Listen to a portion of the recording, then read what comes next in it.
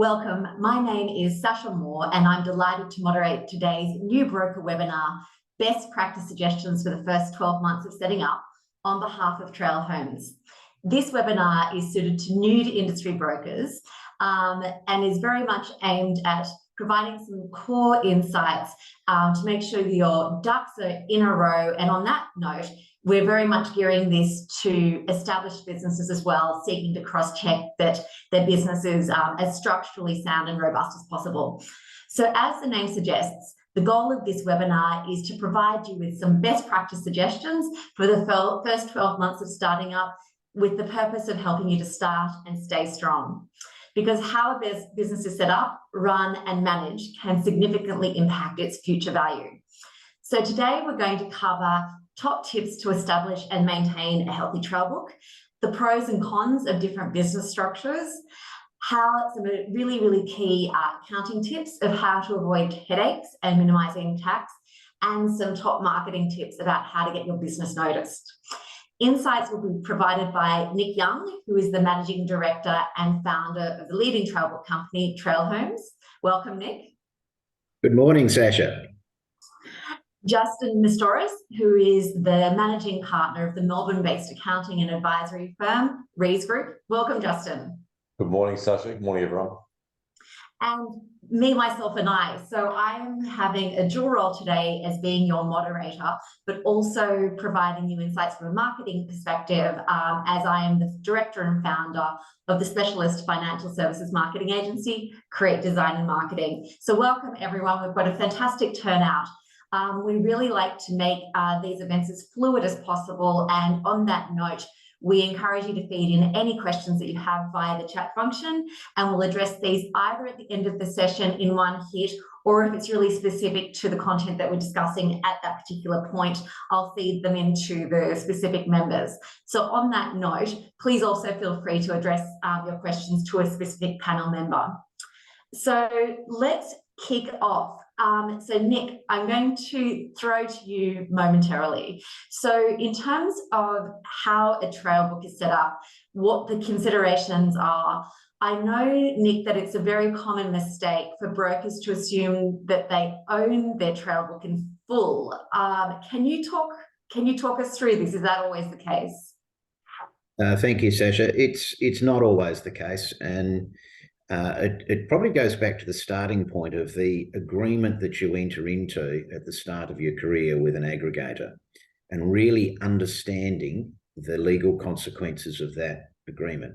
It's really basic stuff, but the devil is in the detail, and you really must get it clear in your own mind, because what you don't want to be in is in a situation 10, 15, 20 years down the track where you are looking to sell your business or sell a trail book, and you suddenly might find out that you don't own it, or that you do perhaps own it, but there are conditions attached to the sale process. And that's exactly when you don't want to be finding these things out. Yeah, and I found it quite astonishing because I would just expect that, as general standard practice, you would own it. So in terms of how those agreements are structured, what are some common trail book considerations from an aggregator's perspective that you would encourage brokers to either be aware of from the outset or to go and check? Well, the first thing is to actually make sure that you've got a copy of your agreement and keep it safe all the time. So again, I shake my head in disbelief. I'll be talking to a mortgage broker and say, can you send me a copy of your agreement? And they'll say, I don't know where it is. It's lost. It's just they don't have a record. It's like the deeds to your house, particularly as your business becomes more worthwhile. It all rests on the back of that agreement. So make sure you keep it safe. Make sure you have a copy of it. So there's broadly, when you set out, you're probably going to be faced, and Justin will talk more about this, of different structures that you can enter into, but there are also different aggregation agreements you can enter into, and they all have their strengths and weaknesses. But broadly, you'll be faced with an opportunity of partnering up with a franchise type player, and I'm going to try and not mention names here, but I think it should be pretty obvious who the franchise players are. But think of McDonald's. You're going to do it the McDonald's way. Typically, the upfront costs are going to be higher. Education is going to be strong. Support is going to be strong. You're going to be effectively, hopefully, given leads. It's a business in a box. Great. Downside is that you're probably going to find it harder to sell, in that you are not going to be able to sell your McDonald's franchise to any old person who wants to get into hamburger sales. It's going to be very much subject to McDonald's. You are going to be selling it very much to somebody who wants to take on a franchise. You are certainly not going to break it up and sell bits and pieces to different people around town. It has to be done the McDonald's way. So there are pluses and minuses. It's not to say it's bad. It's not to say it's good. It's just pluses and minuses. Then amongst different aggregators, you might find that some will provide very strong service, generally more expensive. Others will provide very low levels of service, generally cheaper. If you know what you're doing, obviously a cheaper option is going to be better. But in all cases, there will be a right outcome for you, but it's a matter of talking to people who can provide assistance. We might talk about that a little bit more as we go on. But it's also about getting it clear in your mind what you're looking for and making sure you're in the right agreement, and then making sure you understand the clauses in those agreements. And I think you raise a really good point, and I'd like to just flesh that out a little bit further. So what are some common aggregator conditions as it relates to trails in terms of ownership? So the first thing is, and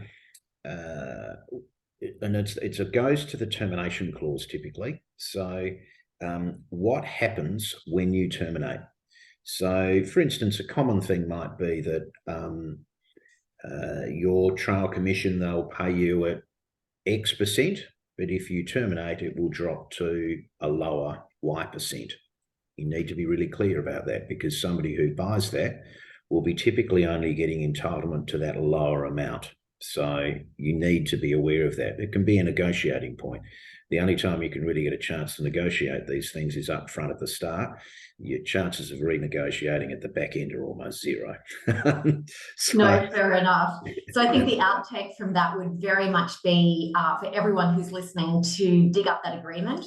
If you don't have that agreement, source it pronto, and then perhaps speak with either an accountant or UNIC or a lawyer, just to really make sure that your interpretation of what your ability, not only with the trail, but the business in general, is, so you're not caught off guard. Because I know, Nick, we were chatting offline, and you don't want to be in that horror story where you presume that you own this, and particularly sort of later in the business's maturity cycle, you presume that you own the trail and you have this great exit strategy in mind, to then have it turned on its head because you don't actually own your intellectual property, meaning your trails.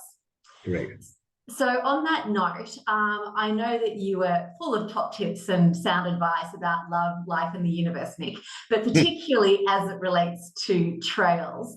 I really like that you've distilled it into some quite specific segments in terms of, and I guess, you know, whilst this webinar is very much geared to new brokers, I think that these are quite agnostic principles. So let's start with your first tip, which is very much about aligning with professional service providers which have your back. So I love this notion, and you know, I've often spoken about feeling that, you know, you've got your dream team around you when you're with your mortgage broker or a finance broker, an accountant, and your lawyer and planner, or all of those financial service professionals who can ring fence you to make sure you're not only understanding the implications of your choices, but what you are legally required to do as a default of your contract or other with aggregators. So your top tip on this note, Nick, over to you. Indeed, Sasha, I couldn't agree with you more. So the first thing you're going to need is an accountant. I'm sure Justin will be very keen to help you, but you need to find a Justin to run the distance with you. And again, think about where the business is going to end up, and an accountant who's going to have the horsepower and expertise to be able to run that race with you. Secondly, you won't use. So I might pause on that just to expand on that a little bit. And just again, coming from a business owner's perspective, and again, that wealth community, I know from myself, from a business perspective, it's very easy to just go to an accountant when you want to have a tax discussion. But what I've found really valuable is making it a business decision to align our accountant with key decisioning. And I also align my broker, my finance broker, in that key decisioning, and they will invariably bring in a lawyer or whomever else. So if you're not doing this already, I would strongly urge you from a business perspective to align and plan with your accountant to prevent unexpected surprises. And particularly, and Justin will get into this in further detail later, how a business is set up is so crucial, and you don't want to find out the hard way. And really the ethos of this webinar is if you could do it right from the outset, what would that look like? And if you are progressing your business and it is a bit of a muddle, then the purpose of this is then to know the right questions to ask your aggregator, your accountant, or even somebody like Nick from a valuation perspective to look at your figures and say, you know, where is my business at? But doing that in conjunction with an accountant to make sure your immediate and ongoing objectives are being met is absolutely critical. So next professional service partner that you'd suggest, Nick? Is the lawyer. So, yep. So the lawyer you probably won't go to as much as your accountant.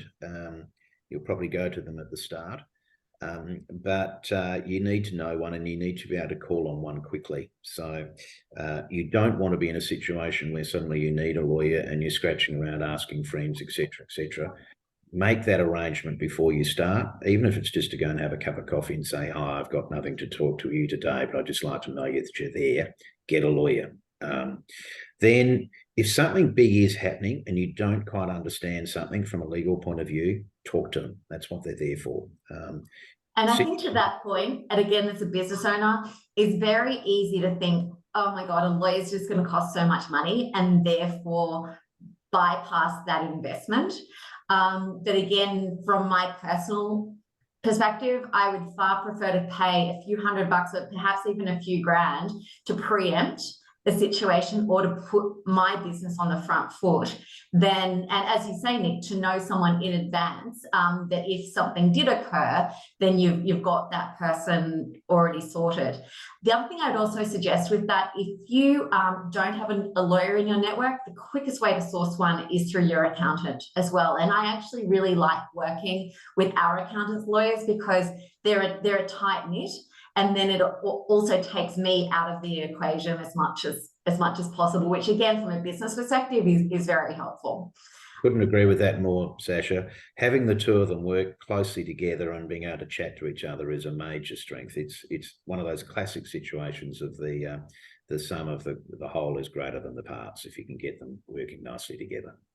Well, I think to that point, that's a nice segue to your next tip, because I know that you are a massive advocate of a sum being greater than its parts. So I know we've sort of talked about that in general principles, but I do like your positioning about the collective strength of that collaboration. And Justin, I might go to you for a moment in terms of where you've seen this situation work particularly well. And I know that Rees Group does specialise in small businesses, and you're very familiar with the finance broking industry. So do you have an example of where you and a broker and a lawyer have worked quite collectively to achieve a specific outcome? Yeah, Sasha, we have an example recently where a broker client of ours was in the same office as another aligned broker, but decided that he wanted to go into business together with that broker. So I think what we did early on is sit down and talk about the issues. So with the lawyer, the two business partners, if you like, that were bringing the businesses together to merge the business together under a new brand, and ourselves. And a point I was going to make when Nick was talking, which is great that we've segued, is generally speaking, if you've got the right advisor, they've seen a lot of the tricks of the trade. So they've seen the sneaky things that the aggregators try to do, or they've seen potentially from a legal point of view, things that are sometimes come out of the closet a bit later on if they're not identified in the workshop meeting. So in that particular example, essentially it settled all on the 30th of June just passed. And the business is now trading under a new brand, and the brokers have come together with the right advice and essentially with ourselves and their lawyer by their side. Yeah, no, I think that's really important. And one thing you do raise, which I think is quite noteworthy, is the value of sector knowledge. And of course, there are general best practice principles across professions, but I would really encourage finance brokers to speak with whether it's an accountant or a lawyer who is familiar with the space, because as you know, as Justin just said, if you're familiar with it's not being your first rodeo, Justin, if you're familiar with the tricks of the trade, it's a far more efficient and effective way to flush out any potential challenges. So I would not expect that it's essential, but I would definitely think that it would be beneficial.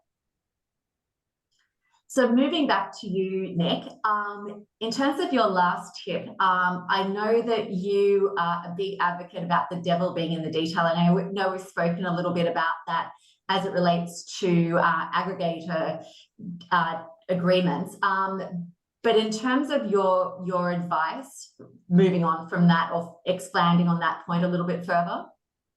Yeah, so again, it's just this, and we're probably going over this a couple of times now already, but at all times you must understand your business. It's part of being a good business owner is to properly, understand what's going on. So if you don't understand, talk to the accountant, talk to the lawyer, talk to the aggregator, talk to friends, but you've got to all the time being able to understand exactly what all the moving pieces are, what all the detail is. Yeah. One of the things which I was thinking as you were chatting away there, if for those people who might be already up and running as mortgage brokers and are reaching for their aggregation agreements and discovering things in there that they didn't quite know were there and perhaps don't like, it's not the end of the world. Invariably, you'll find that as life moves forward, your aggregator will approach you saying, for whatever reason, they need a new agreement. There's a change of ownership, or things happen in an aggregator agreement. They want to renew the agreement, or alternatively, things might, as Justin's just mentioned, a situation where you need to change things going forward. It's a great time to address these sorts of niggling problems in your agreement. That the idea that I only get paid 10% of my trail when I leave, I don't like that. It's a good time to revisit it and make sure you get those sorts of things fixed up. Yeah, absolutely. And I think I'll expand on 2 points there. Again, relating to this conversation as a business owner, I think it's very easy to gloss over the details, which sound counterintuitive, but particularly if it's in a language you're not familiar with, meaning a legal contract. It's, I think, easy to assume that what's there is in your best interest. But I would really challenge everybody who's listening to look at a contract and find out where the gaps are. And that might not be you looking at it. It might be your accountant or your lawyer looking at it for you, or not where the gaps are, where your exposures are. And it's not to say that you're deliberately being hoodwinked or anything like that, but I've been surprised at how often I've been given a contract and I've been tempted just to sign because I'm busy. So I'd really challenge you to put in that extra effort, put in that extra investment, and particularly with it, something that it is so substantial as your trail and your business structure. It's 100% essential. So, and also to your point, Nick, it's better to be on the offensive than the defensive. So as Nick said, if you do look at your contract, it is not panic stations if you're not happy with something. It just means that you're in a really privileged position to be on the offensive and again speak to your lawyer or accountant or to Nick or whomever it might be to then work out how it can be resolved, because anything can be resolved. And it's just about being on the front foot of that versus the back foot. So moving on to accounting, because I know, Justin, there's lots to cover from your section. So we've talked a little bit about businesses often going for the simplest option. Let's start in terms of the best practice environment. What would you encourage, particularly new businesses? How would you suggest that they structure their firm or their practice? And similarly, if you can also talk to the point of the people who have established businesses who are watching this webinar, what those corrective actions might be should they not decide following this, what the business structure is that they have moving forward. Okay, so I might first start off with the simple structure, which is a sole trader, where someone might only be broking part-time and that they just want to test the waters and see how things are going. I'm not going to spend too much time on it, but it's where it costs are very low to enter.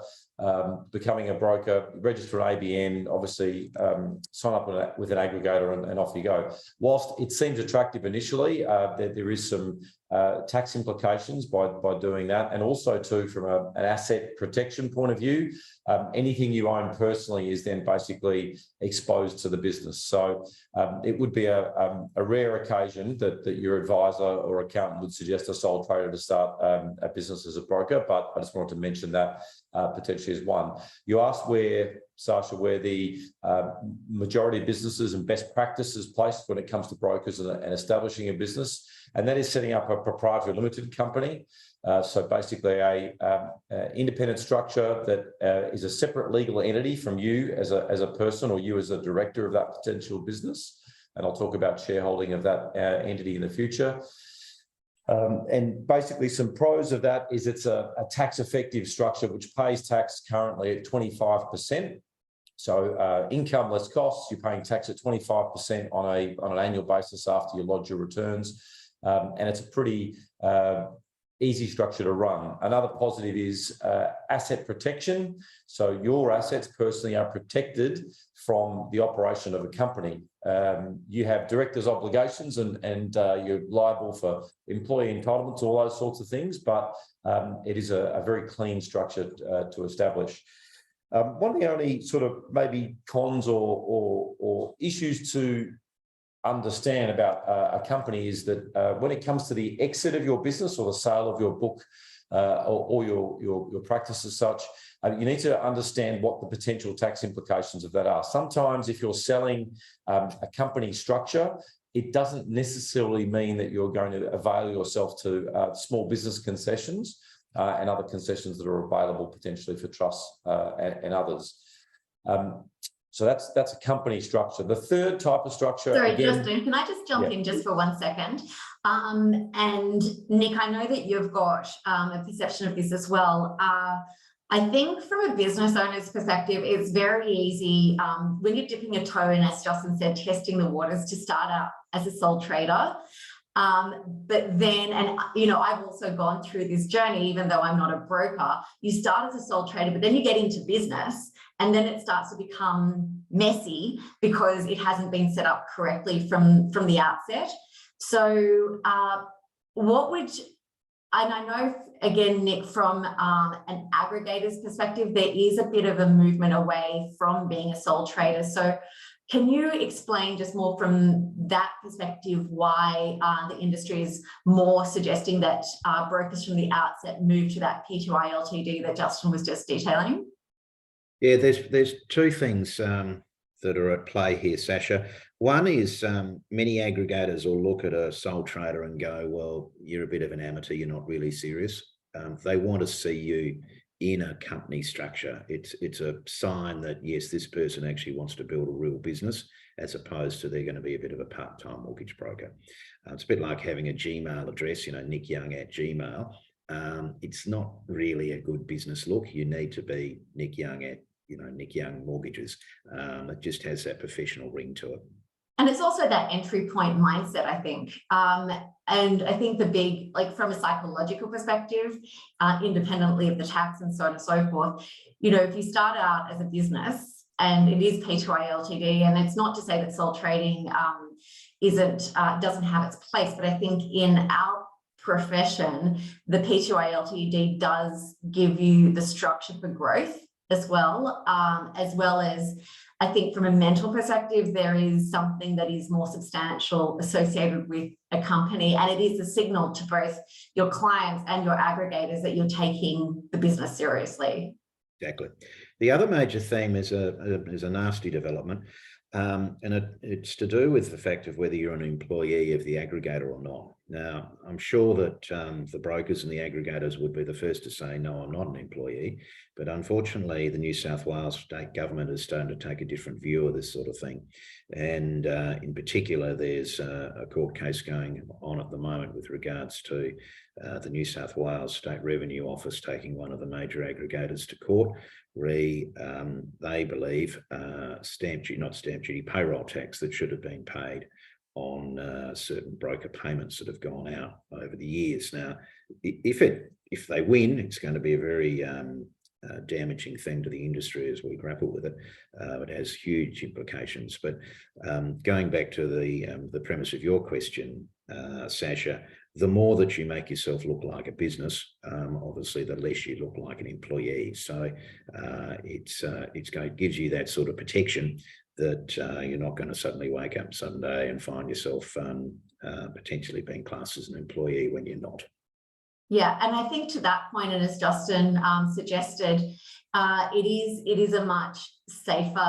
I shouldn't put words in your mouth, Justin. Where I'm going with this, and perhaps I'll leave it to or throw to you to provide more context. I feel as a business owner, I'm far more protected in a P2I Ltd environment than exposed with the sole trader. Can you provide just a bit more context further to that perception as well as what Nick was suggesting? Yeah, so two things come to mind. The first is I mentioned and just touched on asset protection. So, for example, if you own your own home and you don't have a partner and the house is not in their name, then that asset is essentially up for grabs if something went wrong with the business. So when we say asset protection, we mean siloing assets. So your business and your personal is separate. And one of the things I was thinking about when you were both talking just then is also insurance. So generally through the aggregator, but your professional indemnity insurance, it's much better and much more professional if it's running through a company. And essentially your company is covered by the PI insurance if something was to go wrong or there was a claim from a client for some reason. So I think all those sorts of things and especially the professional indemnity insurance and the asset protection definitely worth taking into consideration. Excellent, thank you. And then moving on to the third way that a company can be structured. Yeah, so depending upon the complexity of someone's situation, like they might have a very complex family structure, the family might be really wealthy, and they could take some advice in relation to setting up a trust. So a trust is a separate legal entity in which you can trade through. A trust does need a trustee to interact with the business world, but it'd be a fairly rare situation that I'd say to a client, let's set up a trust to trade through as a business. There's some positives around capital gains tax and the exit of the business relating to the trust, but there are some other negatives around essentially, or not negatives, sort of cons, if you like. The costs of setting up a trust, the cost of running a trust are generally a little more prohibitive than a straight company. So what I'd probably say, if your affairs are more complicated, you'd take some advice around that.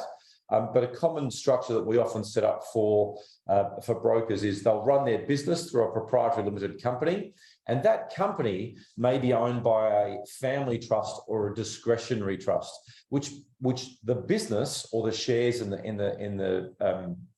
the practice are essentially one of other investments. So there could be a property in the family trust, and then also to the shares in the trading company. So that's probably a way in which you could structure effectively a trading business with then a trust owning that particular business. Okay, so I think the long and the short of that is there are essentially three major options. The industry is moving away from sole trading for the reasons that we discussed. the best practice for majority of industry is to consider it a PTY LTD and perhaps a discretionary trust pending on your circumstance. But independently of whether you're a new broker or an established broker, I think that my advice from just a business perspective would be just to make an appointment with your accountant and just go almost like a health check, a business health check, and say, look, here's my aggregator agreement. Here's my company structure at the moment. Is this the smartest play? And quite often that will be yes. But I know that when I've done that type of thing, it's like, well, it is but. And with the but, doesn't necessarily mean I will change anything, but here are your exposures, or here where we might be able to get better tax optimization or minimize your exposure here or that, or so on and so forth. So again, I'd really encourage off the back of today's webinar to make an appointment with your accountant. And even if it's just a due diligence fact find, to understand exactly where you are from a business perspective, and also start to, once you've got your ducks in a row with that, also start to work out when the milestones are going to be when you next regroup with your accountant about how and when you want to have growth, diversification, capital expenditure, etc., etc. So then your accountant is very much almost, I see my accountant almost like a chief financial officer. So before I go and do anything, I just make sure that, you know, it's part of my plan, it's part of my growth strategy, or equally, and particularly in this market, if the business gets a hit or you're not meeting your targets, you know, how you can then approach it again from a cash flow perspective to make sure you're not exposed. So moving on, but staying with you, Justin, what would your top tips to brokers be from an accounting perspective? So we've touched on, you know, the structuring and getting the structuring right. But if I'm to tie in maybe what Nick said and something I said before is, speak to people. Like, don't be afraid to talk to people in your industry. Don't be afraid to talk to your advisors and your lawyer and find out what other people are doing, and potentially then, you know, what's right for you. So based on your forecast and where you expect to be in the next 12 months, get that structure right, and don't necessarily skimp just because it's taking the easy option, is probably my number one tip. Yep. You touched on, you know, taking the advice before of accountants and lawyers. And a second tip that I have is really, don't delay on changing structures. If after this webinar you think, oh, maybe I haven't sort of set things up properly, it's actually never too late, because there are ways, and let's call them tricks and tips, and how to essentially restructure a business. And there's exemptions in the Tax Act that allow you to roll over a business from a sole trader to a company or a trust. So again, if someone was to sit down with me, I can sit down and give them some real advice around, you know, ways in which they can potentially change their structure, obviously with the consent of their aggregator, but get that right. I think that's really important. Yeah, I think that that's a really good point. And Nick, I know particularly of late, you've become far more involved in doing valuations for mortgage brokers. And one thing that I know that you've always been an advocate about, which I found a little like atypical to start with, but I really am on board, is that you want to, when you start your business, you want to think of have your exit in mind. So to make sure that, you know, from Justin's perspective, your business is structured particularly well, but then also from your trail book perspective, that you know exactly where things are at. But then I know, and maybe you can talk through the increase of valuations that you're doing and the types of reasons why brokers are coming to you for that service, and then off the back of that, what insights they then have as a consequence of the valuation. Yeah, so if you think about sort of the sale of your business, and but perhaps more broadly about your business life cycle and the sort of game we're talking about here, you're obviously going to make a day-to-day living out of your mortgage broking activities. But you're probably going to find, as a small business person, you're not going to have a lot of superannuation stuffed away at the end of your working career. Instead, you're going to hopefully have this business that is worth hopefully quite a lot of money. And if you do it correctly, you'll be able to sell it, get that money, not pay a lot of tax, hopefully pay no tax by taking advantage of the small business tax concessions, And that's going to then set you up for your retirement. So it's almost, if you think about it, I'm going to spend 30 odd years working and I'm going to probably spend another 30, 40 years in retirement. It's actually that sale process, and it's going to set me up for that remaining 30, 40 years. It's actually going to sort of, you know, from when you start, it's almost going to be sort of like half your life is going to be dependent on the sale. So you need to get the sale right. So it's not something that you wake up this afternoon or tomorrow morning and go, you know what, I've actually, if somebody else asks me about what a, you know, offset account is, I'm going to stab them. I've got to get out of this industry now. You've actually got to be planning it a year, maybe even 2 years, maybe even 3 years. I was talking to somebody yesterday. They think they've probably got about 5 years to go, and they're really starting to think about over the next 5 years how they're going to set their business up for retirement, so they can sell it.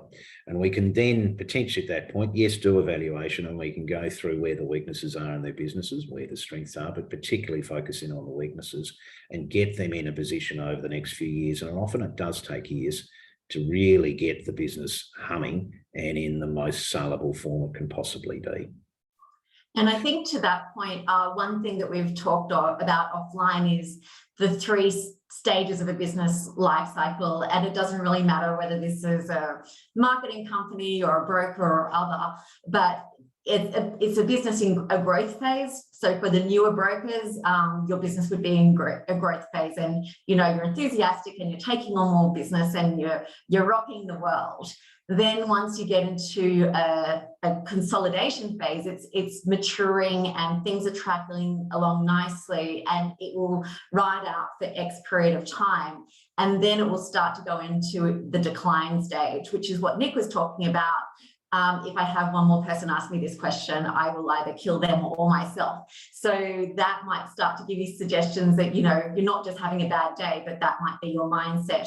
So I know, Nick, that from our discussions, a lot of businesses that are in more of that consolidation stage, so they're past that initial growth spurt, but in that consolidation stage, it is valuable really understanding in terms of planning out your pathway for retirement or sale or other, to really have that true optics of what your business is worth, and that business being your trail, as well as obviously the goodwill and the other entities which wrap into that business.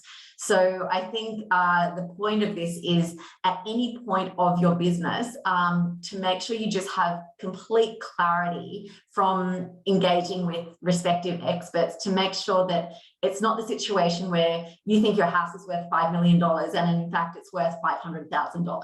So you're coming in with a very, very clear expectation of the asset that you have, as well as how that's going to merge with your future goals and objectives, whether that be personal or business.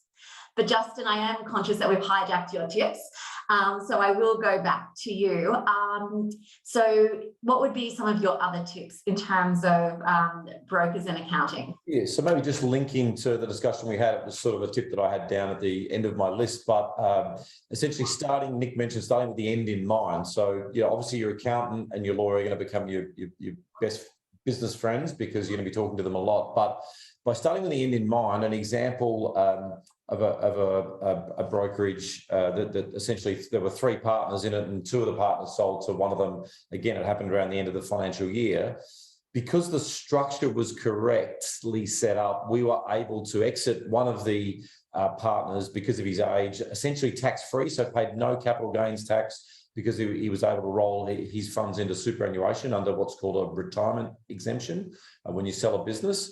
And as Nick said, you're planning ahead. You're not just thinking, I'm going to do it next week. I'm actually planning a few years ahead. And the second partner that sold out to the remaining partner was able to take the majority of his funds tax-free, but then also to roll a second amount into superannuation to ensure that he essentially paid no capital gains tax, all within the law, on the sale of his essentially part of the brokerage business. So your accountant's your best friend. Be talking to them a lot. Be talking to them about what the end looks like, I think is another tip.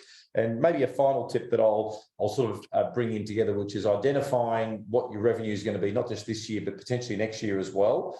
And then with that is going to be issues around If there's going to be staff, what sort of ledgers and systems you're going to use, that's really important. Not brokerage systems, but whether you're running Xero and the bank feeds and everything else that makes life easy for you.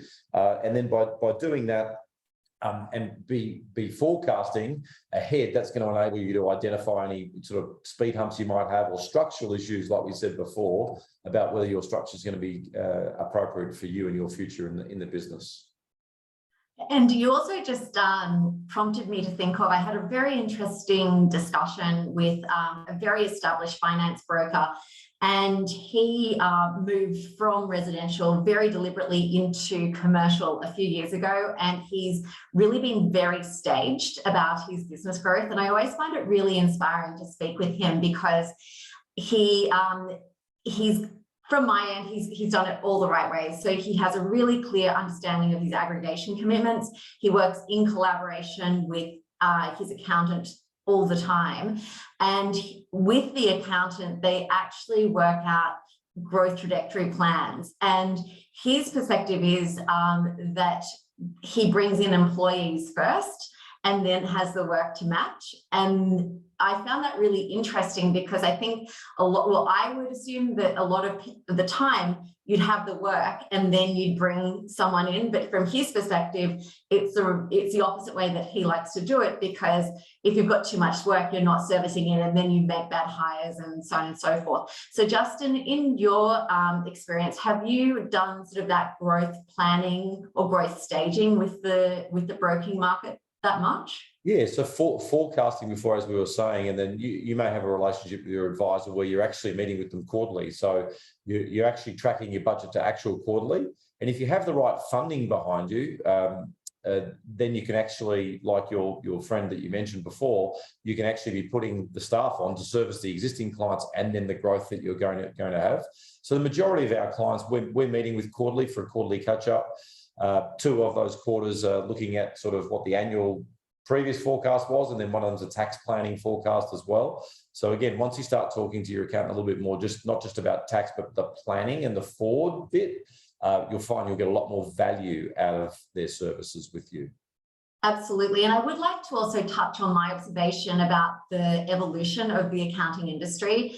And for many years, I've really noticed a movement for the accounting industry or accounting profession to become more advisors and less transactional, sort of similar to broking. So I think it's a really natural progression for brokers, particularly now that there is more focus on looking at business as a business, not just as a trail, to really have those discussions with your accountant. And I know that initially with my accountant, I'd be like, oh God, just let me sign some documents and work out how much freaking BAS or tax or whatever it is I have to pay.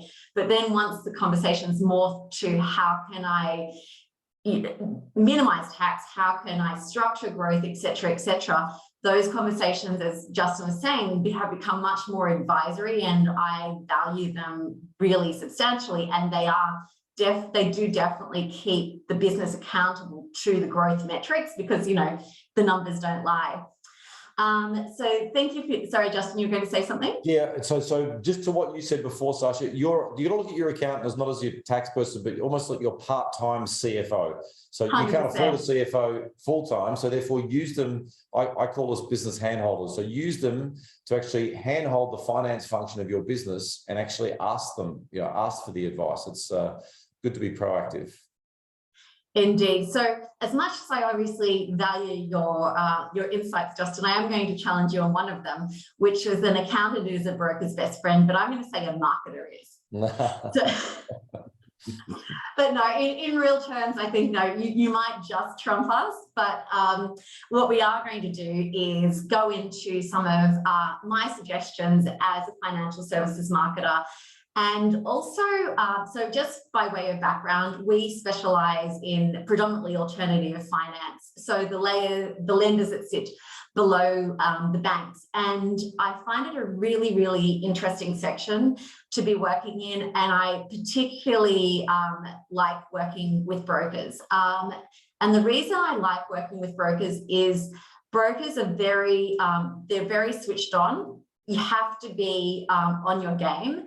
But the downside of that is obviously it's a very time poor environment, and it's very easy to make very classic marketing mistakes when you don't have a framework. So me talking about this for 10 minutes isn't going to solve all of your problems. But again, what I hope to do is just give you a few sort of very top macro insights that if I was a broker, this is what I would do.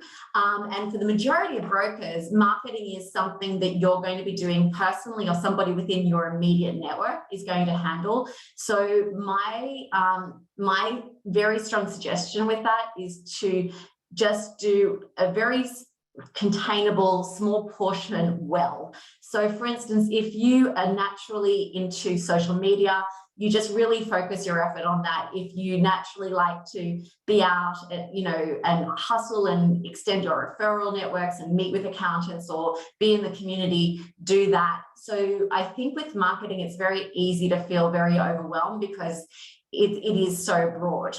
So in terms of my first tip is that you really do what's called a SWOT analysis, which is really looking at your strengths, weaknesses, opportunity, and threat. So that is literally having a piece of paper and going, what are my strengths? What am I good at doing? And I'm not talking about broking. I'm talking about what am I prepared to do to communicate to my market? Because particularly in challenging times, you have to have a concurrent strategy of your existing database, your existing clients, as well as fueling the pipeline for your new clients. So what are your strengths? How are you going to approach both of those channels? So equally, what is your weakness? How are you going to be able to leverage on your strength and really bypass your weakness? So for instance, your weakness might be, just say you've decided to diversify and you're not quite up to speed with how to write an asset finance loan or anything more in that commercial territory. My suggestion would be to very much partner with somebody in industry or really focus on upskilling in that capacity and plan out how that weakness is going to either be bypassed or converted. Equally, your strength might be in a particular specialization. I really encourage you to own that specialization. One thing that I really am very much aware of is people falling into the trap of FOMO. So if you come from a place of fear of missing out and you want to be everything to everyone, it's very difficult to actually relate to your end customer and for them to know who you are.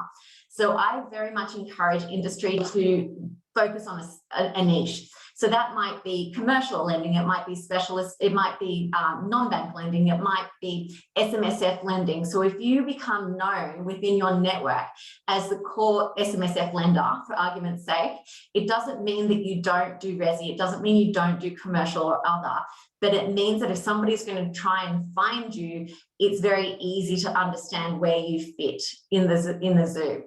Equally, what opportunities are there? And I know that that sounds counterintuitive with so much going on in industry, but one thing that Nick and I have discussed at length is looking at ABS data and historical trends and looking at where we are now as a correction versus it being dire. So we have historical patterns and numbers and trends and forecasts which tell us exactly where the economy is at and gives us indications of where it's going to go. And it doesn't mean that it's all doom. It definitely does mean that it is going to be challenging, but everything, the age-old saying, disruption breeds opportunity. So where can you be ahead of the game? And equally, the last part of that, threats.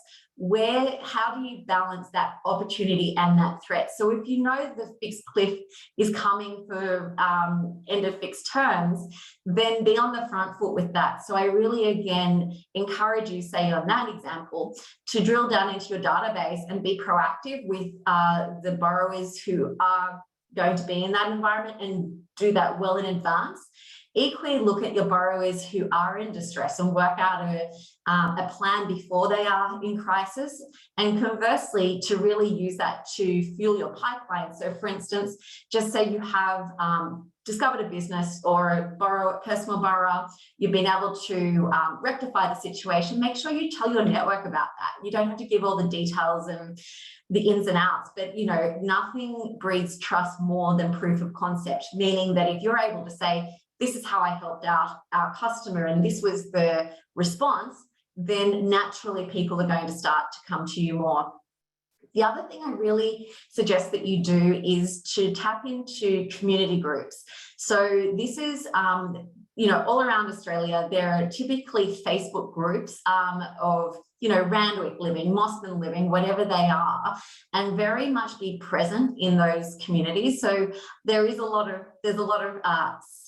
chatter about all sorts of irrelevant details, but it's also where I've noticed people say very commonly, do you know a lawyer? Do you know an accountant? Do you know a landscaper, et cetera, et cetera, et cetera. So if you can have somebody within that community going, do you know a broker, particularly that specializes in X, then that's how you can also leverage your footprint within that community. Equally, I would encourage you to use those groups to say, I'm a broker that specializes in X. I'm looking for accounting firms to partner with. So use it as a way to then connect with local specialists and to connect or expand your referral network.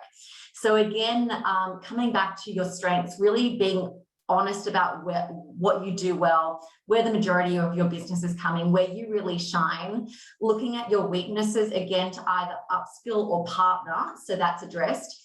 Looking at the lay of the land, the broker's biggest opportunity is having insights, whether it's from the RBA or lenders or aggregators or other, about how the market is transpiring. And then you're in a great position to be custodians about how that then can relate, and you can be that piece of counsel and advice to your clients to better their environment. And as I said, particularly move away from the point of FOMO, because the quicker you own your specialization, the more you're going to actually demonstrate or experience growth, because you're going to be reaching qualified customers who are coming to you for a very specific outcome. So on that note, I really think that there is value of defining your ideal customer. And what that means is being very specific and very strategic about who you're targeting. One of the reasons I like, or why I've chosen the area that I work in, is I like that our lenders have a very definable market, and that is brokers, accountants, or lawyers. So it means that from my perspective, if I understand the nuances of those markets, then I can help them convert sales in a much quicker way than if it was just to everyone. So again, really define who your ideal client looks like.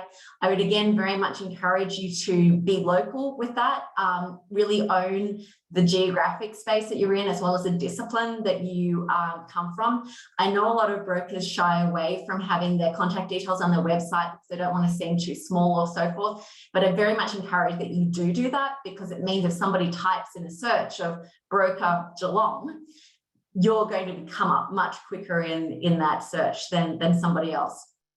Off the back of that, I really encourage you to develop your messaging as it relates to what your audience needs. So I always say to our lenders, no one cares about a product. They care about the solution. What solution is this finance going to provide you, and how is that going to benefit your customer? So again, I very much am about not having a laundry list of services or anything like that.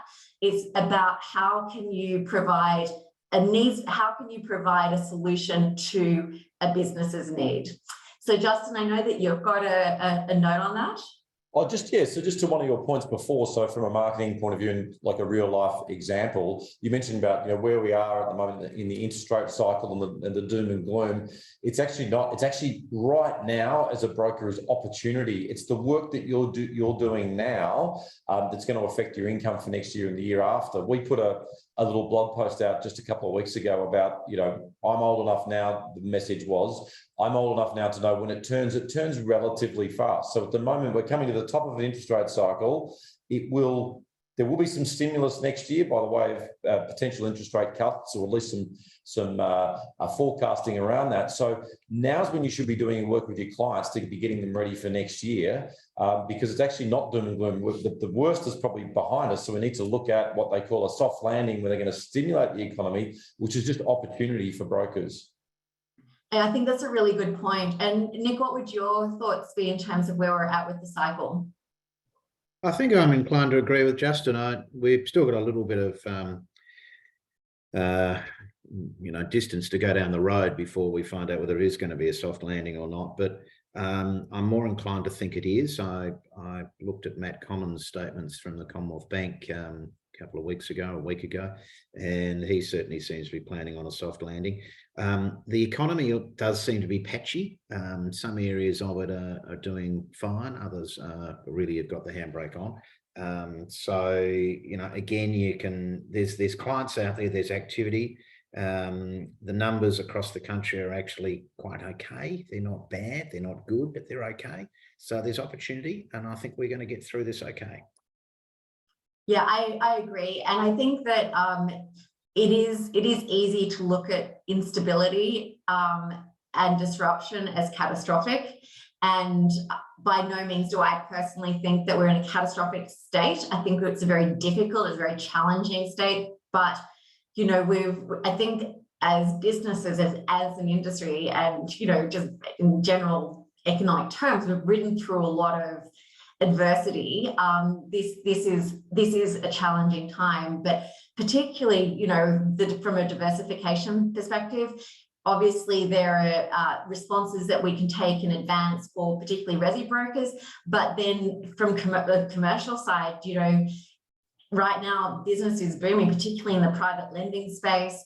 The major banks constricting lending criteria has, really perpetuated product development in the non-bank sector, et cetera, et cetera. So particularly for business borrowers, and again, as I was saying before, just drilling down into your database, if you are finding it is uncertain times and you are worried about, again, your revenue, your database will tell you everything in terms of where your cross-sell opportunities are. And the quickest way to do that is to determine whether you've got pay-as-you-go customers or not. And then the ones who aren't pay-as-you-go, then that can start to become a different message and a different approach. But we've almost run out of time. So I just wanted to thank everyone so much for attending today. We hope we found it useful. Off the back of today, we will send around an email that has Nick and Justin's details, as well as the CPD points. Thank you again for tuning in. And Nick, always fantastic to have your insights. Thank you. My pleasure, Sasha, and thank you very much for hosting today. My pleasure. And Justin, always great to hear about the nuances of the accounting world and how to use accountants as your friend. Thanks for coming. Yeah, thank you. And thanks for the opportunity today, both yourself and Nick. Thank you. All right. We'll see you next time. Bye for now. Bye.